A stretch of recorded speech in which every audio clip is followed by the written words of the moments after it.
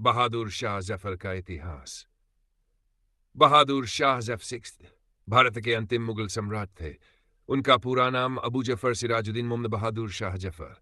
वे 3 सितंबर 5 को मुगल साम्राज्य के तख्त पर बैठे और 22 के स्वतंत्रता संग्राम तक सत्ता में रहे।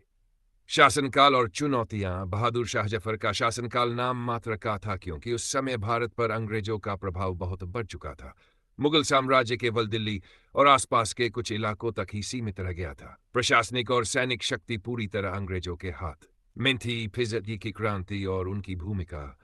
अनाज पेशरे की पहली स्वतंत्रता संग्राम, जिसे सिपाही विद्रोह भी कहा जाता है, के दौरान भारतीय सिपाहियों ने बहादुर शाह जफर को अपना प्रतीकात्मक नेता घोषित किया। हालांकि उनके पास सैनिक शक्ति नहीं थी, लेकिन वे विद्रोहियों के लिए एक प्रेरणा स्रोत बने। अंग्रेजों ने इस विद्रोह को दबाने के बाद बहादुर शाह जफर को बंदी बना लिया। कैद और मृत्यु।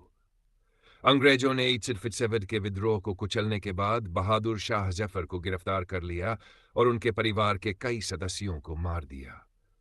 ईद में उन्हें बरमार के रंगून में निर्वासित कर दिया गया, जहां 7 नवंबर को उनकी मृत्यु हो गई।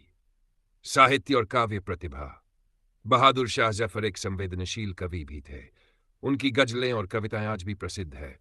उनकी सबसे प्रसिद्ध रचनाओं में से एक है लगता नहीं है दिल मेरा उजड़े दयार में, किसकी बनी है आलमे नापायदार में।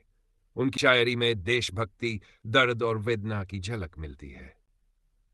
बहादुर शाह जफर भारतीय इतिहास में एक महत्वपूर्ण व्यक्ति थे। वे भले ही एक शक्तिशाली शासक न रहे हों, लेकिन स्वतंत्रता संग्राम में उनकी भूमिका और उनकी शायरी ने उन्हें एक अमर व्यक्तित्व बना दिया।